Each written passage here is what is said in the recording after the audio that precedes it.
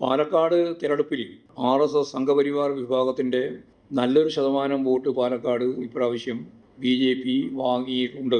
ഞാനിപ്പോൾ വളരെ ലളിതമായൊരു പദമാണ് ഉപയോഗിച്ചത്. BJP ഇവിടെ വോട്ട് UDF വാങ്ങിയിട്ടുണ്ട്. അതിനെല്ലാം കാരണങ്ങൾ ഗൗരവപൂർവം പരിശോധിക്കേണ്ടത് തന്നെയാണ്. 3 ഉപതെരഞ്ഞെടുപ്പുകളാണ് സംസ്ഥാനത്ത് നടന്നത്. വലതുപക്ഷ മാധ്യമങ്ങളുടെ ശക്തിയായ പ്രചരണവും സർക്കാരിനെ സാമ്പത്തികമായി ബുദ്ധിമുട്ടിക്കുന്ന ജനവിരുദ്ധ കേന്ദ്ര നിലപാടും അതിനോടൊപ്പം നിൽക്കുന്ന UDFിൻ്റെ സമീപനവും എല്ലാം ചേർന്ന് ഒരു പ്രതിസന്ധിയുടെ ഘട്ടത്തിലാണ് യഥാർത്ഥത്തിൽ ഉപതെരഞ്ഞെടുപ്പ് നടന്നത്.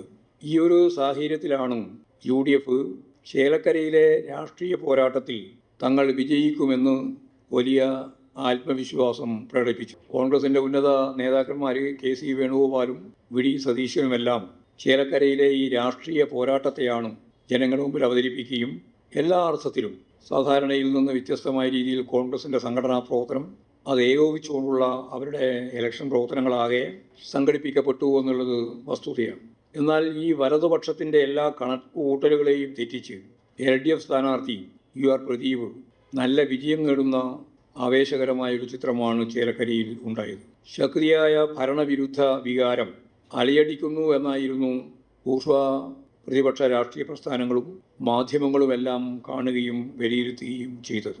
പാലക്കാട് തിരഞ്ഞെടുപ്പിൽ LDFിൻ്റെ വോട്ട് വർദ്ധിപ്പിക്കാനായതും സ്വാഭാവികമായി സാധാരണയിൽ നിന്ന് വ്യത്യസ്തമായിട്ട് 18ാം ലോക്സഭാ തിരഞ്ഞെടുപ്പോടുകൂടി കണ്ട പുതിയ ഒരു കാഴ്ച മതധ്രുവീകരണത്തിൻ്റെതാണ്. മതധ്രുവീകരണം എന്ന് പറയുമ്പോൾ ഭൂരിപക്ഷ വർഗീയതയുടെ RSS സംഘപരിവാർ വിഭാഗത്തിൻ്റെ നല്ലൊരു ശതമാനം വോട്ട് പാലക്കാട് ഇപ്രാവശ്യം BJP വാങ്ങിയിട്ടുണ്ട്. ഞാനിപ്പോൾ വളരെ ലളിതമായൊരു പദമാണ് ഉപയോഗിച്ചത്. BJP ഇവിടെ വോട്ട് UDF വാങ്ങിയിട്ടുണ്ട്. അതിനെല്ലാം കാരണങ്ങൾ ഗൗരവപൂർവം പരിശോധിക്കേണ്ടത് തന്നെയാണ്. ഇപ്പോൾ കോൺഗ്രസ് വാങ്ങിയ ഭൂരിപക്ഷ വർഗീയതയുടെ വോട്ടും മറുഭാഗത്ത് വർഗീയ ധ്രുവീകരണം സൃഷ്ടിക്കുന്നതിന് വേണ്ടി ന്യൂനപക്ഷ വർഗീയ ശക്തികളെ ചേർത്ത് നിർത്തുന്നതിന് വേണ്ടി നടത്തിയ പ്രവർത്തനവും ഇത് രണ്ടും UDFിൻ്റെ ഭാഗമായിട്ട് പാലക്കാട് തിരഞ്ഞെടുപ്പിൽ കണ്ടു. ന്യൂനപക്ഷ വർഗീയതയുടെ ഏറ്റവും പ്രധാനപ്പെട്ട വിഭാഗം SDPIയും ജമായത്തെ ഇസ്ലാമിയാണ്. ജമായത്തെ ഇസ്ലാമിയും SDPIയും അതിശക്തിയായി കോൺഗ്രസ് സ്ഥാനാർത്ഥിക്ക് വേണ്ടി പ്രവർത്തിക്കുന്ന കാഴ്ചയാണ് നമ്മളവിടെ കണ്ടത്. വർഗീയതയെല്ലാം എതിർക്കുമെന്ന് സ്ഥാനാർത്ഥി ഉൾപ്പെടെയുള്ള കോൺഗ്രസ് നേതാക്കന്മാർ പറയുമ്പോഴും ഇലക്ഷൻ കഴിഞ്ഞതിന് ശേഷം ആദ്യമായിട്ട് ആഹ്ലാദ പ്രകടനം നടത്തിയത് സ്വതന്ത്രമായിട്ട് SDPIയാണ്. വിക്ടോറിയ കോളേജിന് മുമ്പിലുള്ള ആദ്യത്തെ SDPI പ്രകടനം വാർത്താമാധ്യമങ്ങൾ മുഴുവൻ റിപ്പോർട്ട് ചെയ്യുകയുണ്ടായി.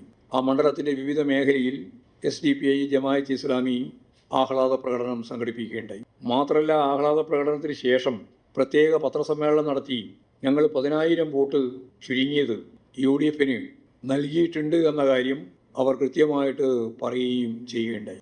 ഭൂരിപക്ഷ വർഗീയത നടത്തുന്ന പ്രവർത്തനങ്ങളാണ് രാജ്യത്തെവിടെയും വർഗീയമായ അന്തരീക്ഷം സൃഷ്ടിച്ചിട്ടുള്ളത്. ഇപ്പോഴും എല്ലാ പ്രധാനപ്പെട്ട പള്ളികളും മസ്ജിദുകളും പഴയകാല ക്ഷേത്രങ്ങളാണ് എന്ന് പറഞ്ഞുകൊണ്ട് UP കേന്ദ്രീകരിച്ചുകൊണ്ട് ബാബറി മസ്ജിദിൻ്റെ കാലത്തുള്ളതുപോലെ പള്ളി പൊളിപ്പിക്കുന്നതിന് വേണ്ടിയുള്ള സർവേകളും അതിൻ്റെ ഭാഗമായിട്ട് രൂപപ്പെടുന്ന സംഘർഷങ്ങളും ഇന്ത്യൻ രാഷ്ട്രീയത്തിൻ്റെ മുഖമുദ്രയാവുന്ന ഒരു പ്രത്യേക സാഹചര്യമാണ് നമുക്ക് കാണാൻ സാധിക്കുന്നത്.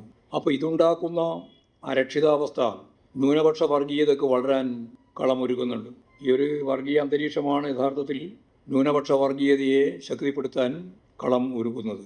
ഇതിൻ്റെ ഭാഗമായി ന്യൂനപക്ഷ വർഗീയത മുന്നോട്ടേക്ക് വെക്കുന്ന മതപരമായി സംഘടിക്കുക എന്ന അജണ്ട ഭൂരിപക്ഷ വർഗീയതയെ കൂടുതൽ ശക്തിപ്പെടുത്തുകയേ ചെയ്യൂ. കേരളത്തിൽ ഇപ്പോഴും ചില മേഖലകളിൽ നിന്ന് ഉയർന്ന മുദ്രാവാക്യം RSS ഹിന്ദു വർഗീയവാദത്തെ പ്രതിരോധിക്കാൻ യഥാർത്ഥത്തിൽ ന്യൂനപക്ഷ വിഭാഗങ്ങളും സംഘടിതരായി പ്രതിരോധിക്കണമെന്ന കാര്യമാണ്. ഇത് സംഭവിക്കുന്നത് രണ്ട് വർഗീയതയെയും പരസ്പരം ശക്തിപ്പെടുത്താൻ ഉതകുന്ന ഒരു സാഹചര്യമാണ് സൃഷ്ടിക്കുക.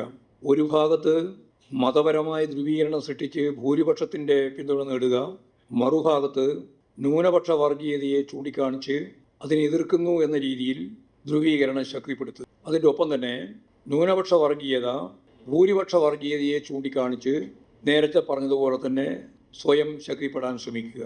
ഇങ്ങനെ പരസ്പരം വളർന്ന് മതനിരപേക്ഷ സമൂഹത്തെ തകർക്കുക എന്നതാണ് ഈ രണ്ട് വർഗീയവാദികളുടെയും ഉന്നം. മതനിരപേക്ഷ സമൂഹം ദുർബലപ്പെടുക എന്നതിനർത്ഥം മതവിശ്വാസികൾക്കും മതനിരപേക്ഷവാദികൾക്കും ന്യൂനപക്ഷ ജനവിഭാഗങ്ങൾക്കും ഇതിൻ്റെ ഭാഗമായിട്ട് തിരിച്ചടിയേൽക്കുക എന്നതായിരിക്കും സത്യം. മതനിരപേക്ഷ സമൂഹത്തിൽ മാത്രമേ എല്ലാ മതവിശ്വാസികൾക്കും അവരുടെ വിശ്വാസങ്ങൾക്കനുസരിച്ച് ജീവിക്കാൻ സാധിക്കൂ. ഇനി വിശ്വാസമില്ലാത്ത ആളുകൾക്കും ജീവിക്കണമെങ്കിൽ മതനിരപേക്ഷ സമൂഹം അനിവാര്യമാണ്. ഇത്തരമൊരു സാമൂഹ്യ സൃഷ്ടിയെയാണ് മതരാഷ്ട്രവാദികൾ തകർത്തെറിയുന്നത് എന്ന കാര്യം നമുക്ക് തിരിച്ചറിയാൻ സാധിക്കണം. മതപരമായ ധ്രുവീകരണം ഭൂരിപക്ഷ വർഗീയതയെ ശക്തിപ്പെടുത്തുകയും അത് വർഗീയമായ ഒരു നിലയിൽ മാത്രം നിൽക്കുകയല്ല, കോർപ്പറേറ്റ് അജണ്ടകൾ രാജ്യത്ത് വളർത്തിയെടുക്കുന്നതിന് വേണ്ടിയുള്ള സൗകര്യം സൃഷ്ടിക്കുകയും കൂടി ചെയ്യും, പ്രത്യേകിച്ച് നമ്മുടെ സംസ്ഥാനത്ത്. ഇത് നമുക്ക് തിരിച്ചറിയാനാവണം. അതുകൊണ്ട് എല്ലാ വർഗീയതയെയും പ്രതിരോധിച്ചുകൊണ്ടല്ലാതെ കേരളത്തിലെ പൊതുമനസ്സ്, മതനിരപേക്ഷതയുടെ മനസ്സ് യഥാർത്ഥത്തിൽ മുന്നോട്ടേക്ക് പോകാൻ അതിന് മാത്രമേ സാധിക്കൂ. മതനിരപേക്ഷ സമൂഹത്തിലാണ് ജനങ്ങൾക്ക് അവരുടെ സ്വൈര്യ ജീവിതവും ക്ഷേമ പ്രവർത്തനങ്ങളും സംഘടിപ്പിക്കാനും വളർത്തിയെടുക്കാനും സാധിക്കുകയുള്ളൂ എന്നുള്ളതാണ് സത്യം. ജമാഅത്തെ ഇസ്ലാമിയുമായി SDPI അവിശുദ്ധ ബന്ധം CPM-നെ സംബന്ധിച്ചിടത്തോളം ചില മാധ്യമങ്ങൾ പ്രചരിപ്പിക്കുകയുണ്ടായി. ഒരു സ്റ്റേറ്റ്മെൻറ്റിലൂടെ ഞങ്ങൾ പറഞ്ഞു, ഇത്തരം നിലപാടുകൾ സ്വീകരിക്കുന്ന മാധ്യമങ്ങൾ അത് തിരുത്തണം. ഒരു ജനാധിപത്യ സമൂഹത്തിൽ ചെയ്യേണ്ടുന്ന ഏറ്റവും പ്രധാനപ്പെട്ട ഒരു ചുമതലയാണ് ഞങ്ങളുടെ. പക്ഷേ ഇതേവരെ അത്തരം പ്രചരണം നടത്തിയിട്ടുള്ള ഒരാളും തിരുത്തിയിട്ടില്ല. അങ്ങനെ തിരുത്താത്ത കാര്യങ്ങൾ നിയമപരമായ നിലപാട് സ്വീകരിച്ച് മുമ്പോട്ടേക്ക് പോകേണ്ടതുണ്ട് എന്ന് തന്നെയാണ് ഞങ്ങൾ കണ്ടിരിക്കുന്നത്. എന്തു പറഞ്ഞാലും അതെല്ലാം സമൂഹം കേൾക്കും, അനുസരിക്കും എന്ന ധാരണ തെറ്റാണ്. അത്തരം തെറ്റായ വാർത്തകൾ പ്രചരിപ്പിക്കുന്ന മാധ്യമങ്ങൾക്കെതിരായിട്ടുള്ള നിയമസാധ്യത നിയമപരമായിട്ട് തന്നെ തേടും എന്ന് തന്നെയാണ് ഞങ്ങൾ ചൂണ്ടിക്കാണിച്ചത്. അത് ആ രീതിയിൽ തന്നെ കൈകാര്യം ചെയ്യപ്പെടുകയും